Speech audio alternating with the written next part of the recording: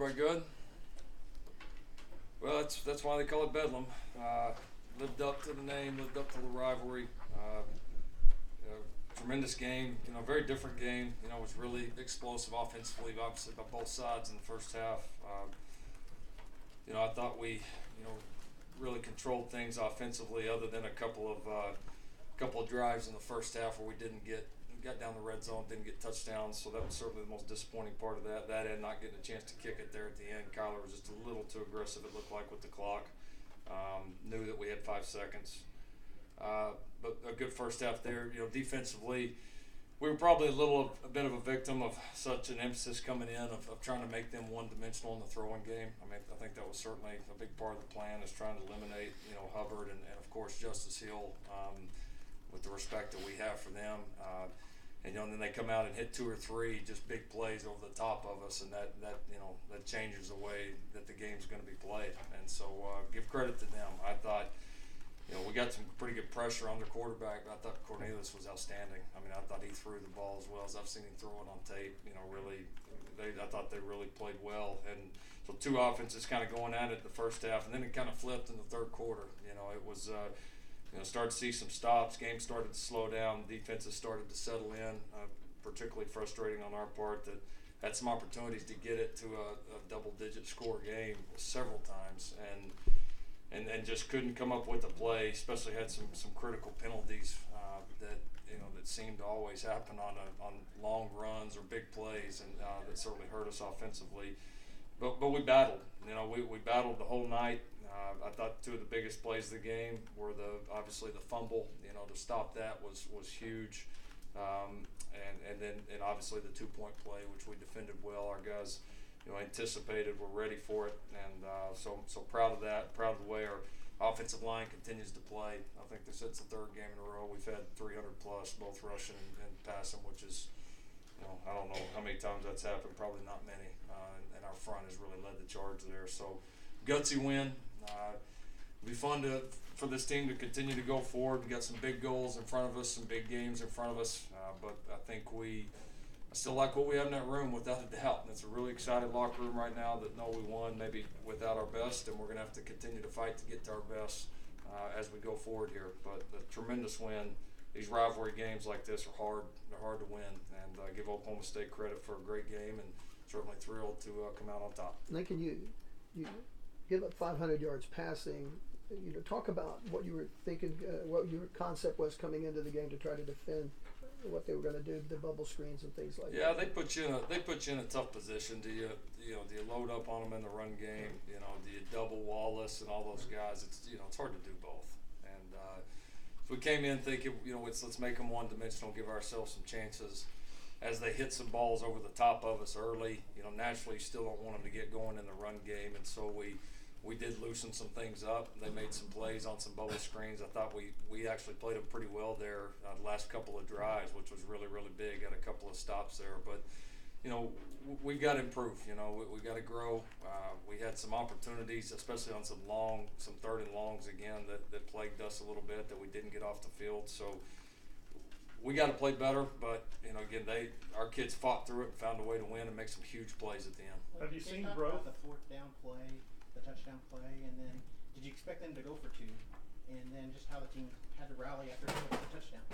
Yeah, the 4th down play, we decided to play some loose zone there, and the thought was we felt like we could get some pressure just with our rush. Our guys have been winning one-on-one, and more than anything, we wanted to make them, if they were going to get one there, we didn't want it to be a one-on-one shot, to one of their guys. We wanted to make him make a tough throw in a window, and give the guy credit.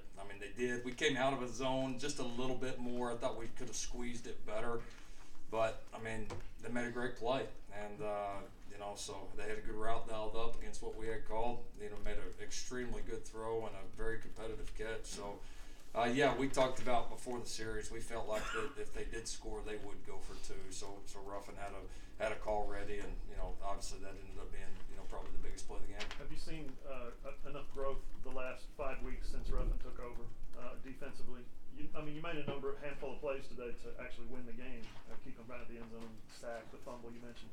But are you pleased with the growth so far, the progress of the defense? It's a 1 week. It's a week in, week out deal right now. I mean, we're in the middle of it, and so I'm not sitting back looking at the previous 3 or 4 games right now. It's looking at the weeks that we're having, looking at the way that we're playing, and then trying to just win and be at your very best the next week. And so, were we at our best tonight? No, especially in the first half. I mean, especially there. We did miss more tackles than we have been missing, which was also something that we're going to have to do better. But I do think we have improved in some areas. There's no question. I mean, I really do. I think, some of the way that we run to the football, our mentality, I do think there's absolute growth. And there's going to have to be. I mean, no doubt. Some of the challenges that we got coming up are going to be there. But the great thing for us right now is every goal that we want to be in front of us is right there in front of us. And you got to win these games to do that. Sometimes you got to win them when you're not your best. We know here in the last couple we're going to have to find a way to get it to our best. You mentioned big games, big goals. How do you feel about your defense going into this stretch run? I feel great about them. I mean, that's the team we got, and I think we know what they're capable of. And so it's looking at the whole team, and I think the whole team. This team's proven it can, separate from some people. It's proven that we can win tough games. It's proven that we can handle adversity. Those are all things you got to do here at the end of the season. Lincoln, you rushed for 353 today. How much did that play into you winning the game? I mean, you're controlling the ball in the second half of the run game more than the passing game. Yeah, for the offensive side of it, that was the reason that we won the game. We continue to play at a high level up front. I'm really proud of the 2 running backs too. I mean, those are the only 2 running backs we had available. I don't know what we were going to do if something happened to one of them. And so they were awesome. I mean, they were awesome. The line was awesome. We did a good job on post snap penalties, which was a big deal for us. We controlled the line of scrimmage. And we can continue to run it like that. We're going to be tough to beat. Lincoln, last 7 plays offensively for you guys that you ran, other than the kneel down, were running plays. Mm-hmm. You talked about how important that is to you guys, but to be able to control things like that, what kind of luxury is that for your team? Well, it's out of big hand, and us winning the last 3 Big 12s, and if we're gonna do it again, it's gonna be critical. I mean, I think you have to run the ball to win, and to win games in this month and here at the end of the season. And so it's right now we feel like we can do both, and we feel like we can do both against anybody, and so that I think keeps people off guard. I think you've seen the balance that we've had offensively in the last several weeks. It's been key, and we're certainly going to need it going forward. Did Trey have to get an ankle retake? Did he tweak something there in the first half? Yeah, just a slight tweak, but came back in and played well. Kennedy was so hot. It seemed like every time we handed it to him, he was popping one. It was tough to get him. Kind of like Trey last week. It was tough to get Kennedy out of the game.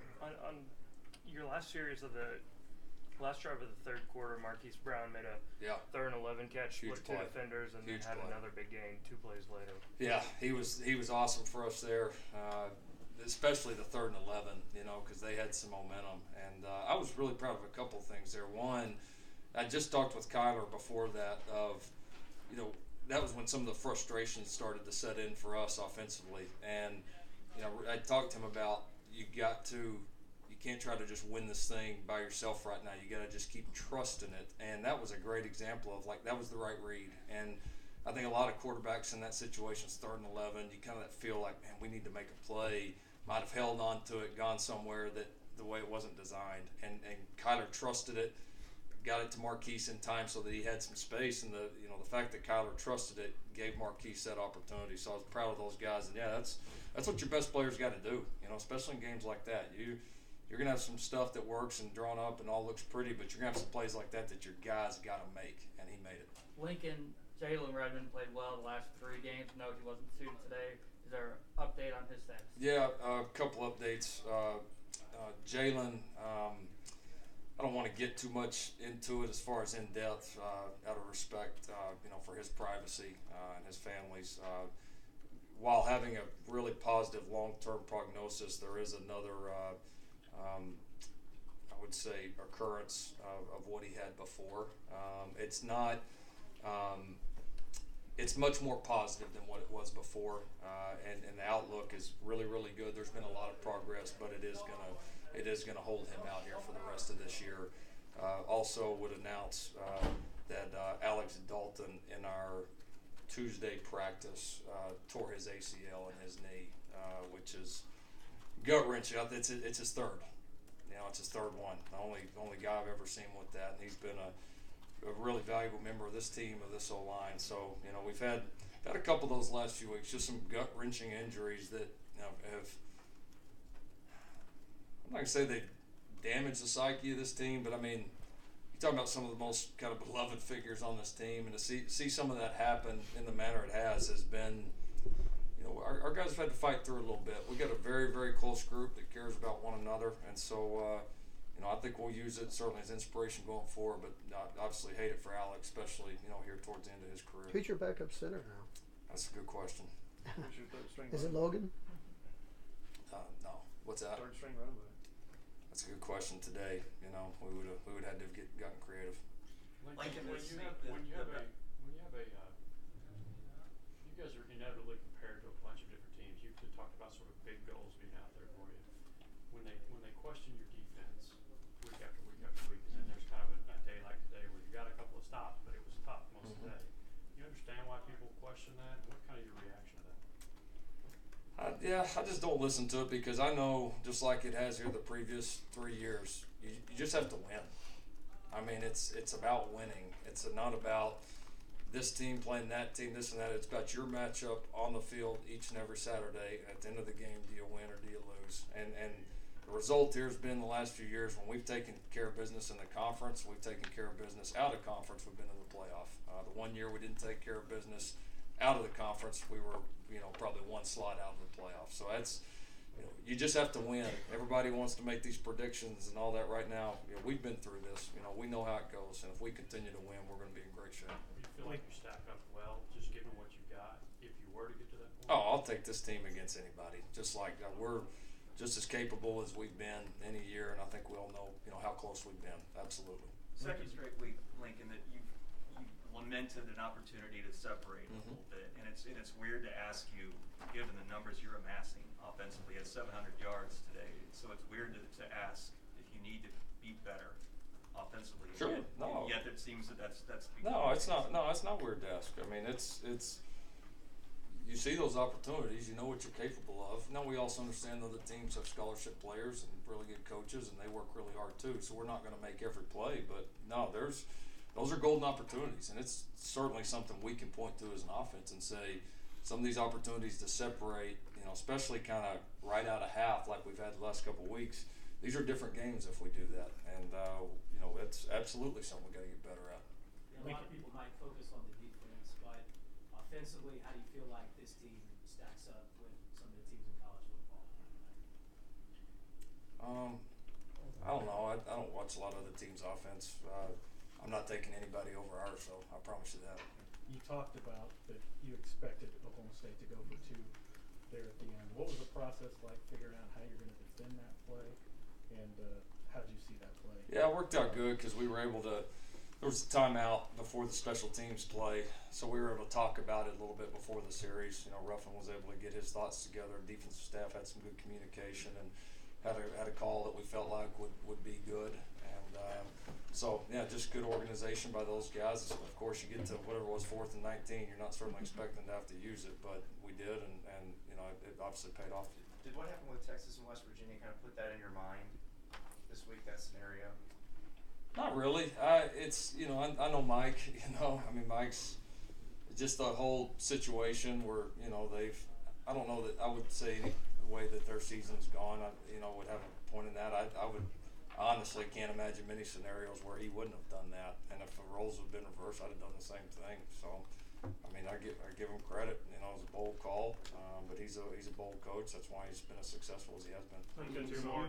This is a little bit out there, but can you kind of describe your emotions going from defending that last drive, the 2-point conversion, and then having to get the kneel down, and then you basically walked up to your wife and gave her a hug and then carried your daughter off the field. Can you describe your own emotions in that? Yeah, no, it's still a little surreal. I mean, doing all that at this place on that field, you know, winning a historic game in the fashion that we did, getting to do this job I get to do every day, and then celebrate with my family. So it's as good as it gets. I love it. You talk about just losing their below figures and then having several games where it's come down to the last second. What does that say about the resolve of this team? You really are kind of emotional when you say you would take them over everybody else. Yeah, no, it's this team's got a lot of fight in them, and that's why I know we're going to continue to get better, and I know there's a lot of big things in front of us, and so in big moments that I absolutely feel we'll be ready for. And so, if you can have all the other stuff, but if you don't have the fight and the heart, you don't have a prayer, especially this time of year. And so we got that. There's certainly all areas that we got to get better at. We'll own those and we'll go attack those, but our fight stays like this, we're going to have a chance against anybody we line up against. Lincoln, as a head coach, can you just talk about what you work with your staff on your cornerbacks? Because Trey Norwood had a rough night tonight. Hartnell's had rough nights, but he's come back and playing well. Trey Brown probably had rough nights, but then he makes a play at the end. Just working with those guys mentally, how tough is that in this league? Oh, it's like any player. But it is. Their mistakes happen in front of everybody. Where an offensive lineman's this or that don't always happen that same way. Everybody sees when a quarterback messes up. Everybody sees when a DB gets beat on a play. I think it's a couple things. One, it still takes 11. If you've got the opportunity to give help with safeties or to control the pass rush up front or control the run game where you can give those guys more help, it all works in sync. And so those are plays that our corners got to play better. Have we had some games this year where we've played better? No doubt. We gave up some big ones today that we have not been giving up. So we got to grow. But that's a confident group. It's a talented group. They've played well for us, and they will again. Thanks, Coach. Thanks, Lincoln.